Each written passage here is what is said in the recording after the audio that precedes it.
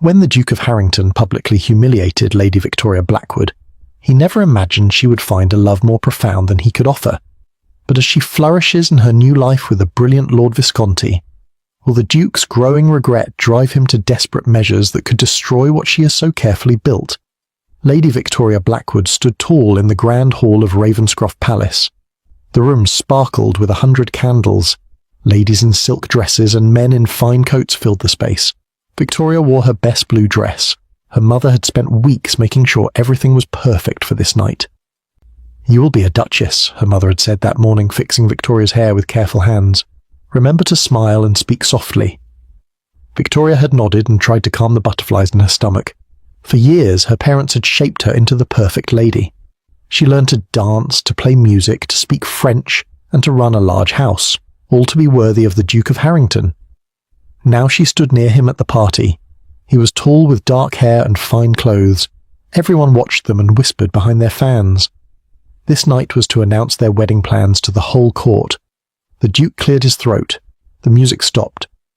All eyes turned to them. "My lords and ladies," he began in a loud voice, "I thank you for coming tonight." Victoria's heart beat fast. This was the moment her life would change forever. But then she saw something odd in the Duke's eyes. He looked cold like winter, not like a man about to claim his bride. "I have an announcement," he said. His voice rang through the quiet room. "I find, madam, that I cannot proceed with our arrangement. The match is unsuitable." The words hit Victoria like ice water. The room spun around her. She heard gasps and whispers grow like a rising wind. 100 pairs of eyes watched her, waiting to see her cry or faint. But years of training kept her back straight. She would not break here, not in front of them all. "I see, your grace," she said, her voice steady even as her heart cracked.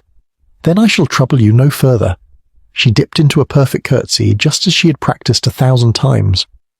Then she turned and walked away, each step careful and measured. The whispers followed her like shadows. Outside, rain had started to fall, matching the storm in her heart. Her family's driver waited with the carriage. "Take me to Aunt Margaret's cottage," she told him. Not to her parents' fine house in town where questions and blame would wait. As the carriage pulled away, Victoria looked back at the glowing windows of the palace. Through her tears, the lights blurred like stars. Inside that room, her old life was ending. The life her parents had planned. The life society expected. The carriage wheels splashed through puddles as they left the city behind. With each mile, the weight on Victoria's chest grew both heavier and somehow lighter. What would she do now? Where would she go when the night ended? Her aunt had always said that some doors must close before new ones can open. Victoria wondered what doors might open for her now, after the night when everything fell apart.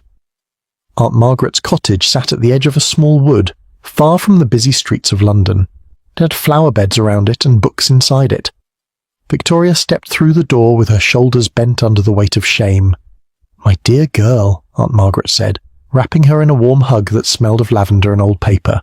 "Come in from the cold." In the small study lined with books from floor to ceiling, Aunt Margaret poured tea into 2 cups with blue flowers painted on them.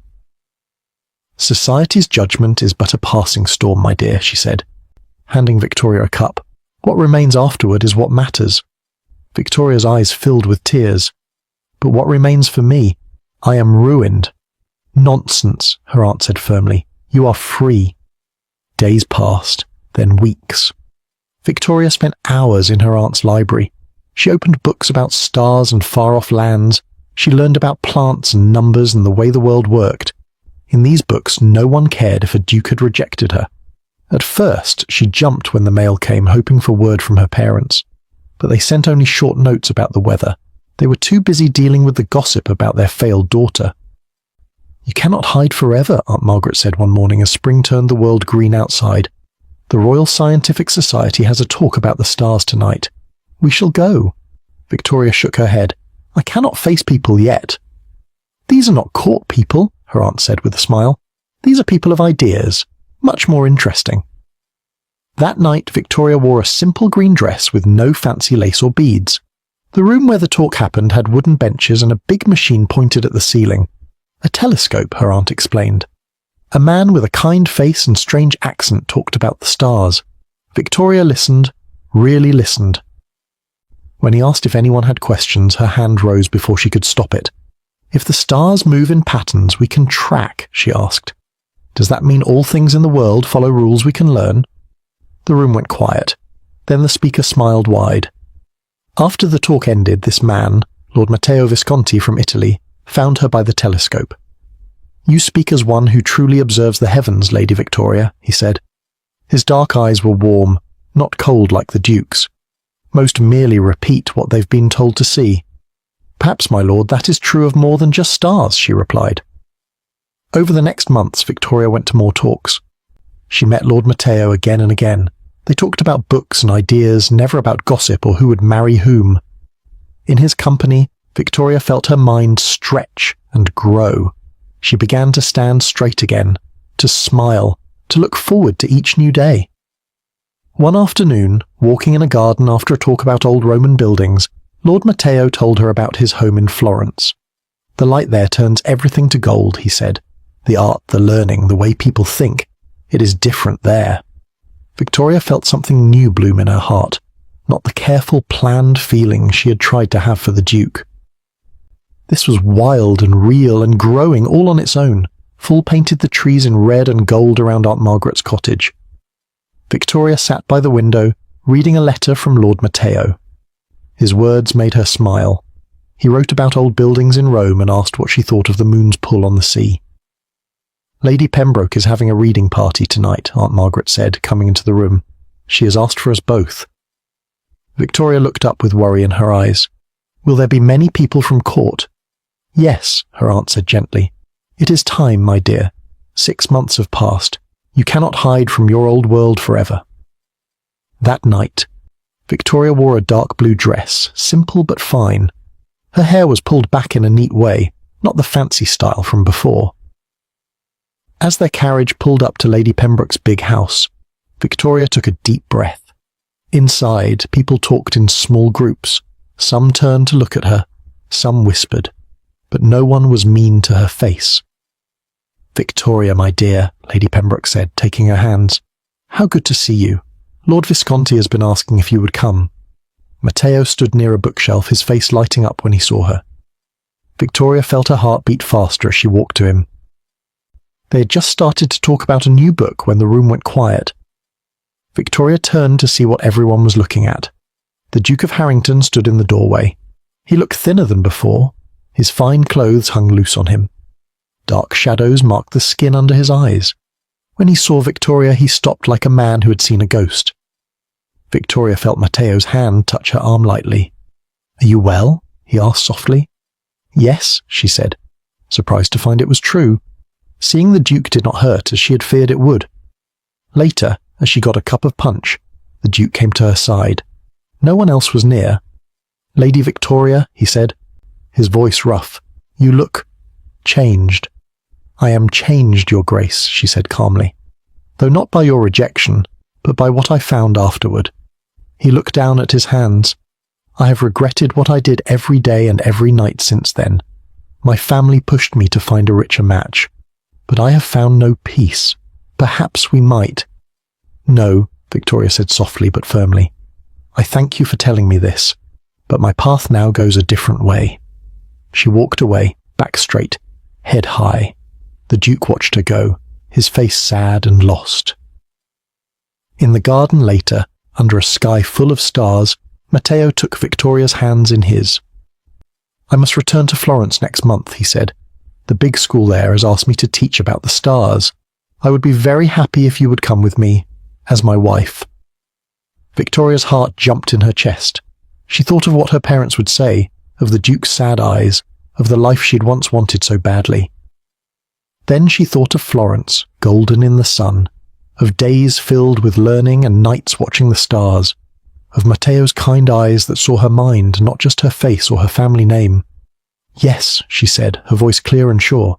"Yes, I will." The old church of San Lorenzo in Florence was small but beautiful. Sunlight came through the high windows in golden beams. The air smelled of old stone, flowers, and candle wax. Victoria stood next to Matteo at the front of the church. This wedding was nothing like the big one that had been planned in London.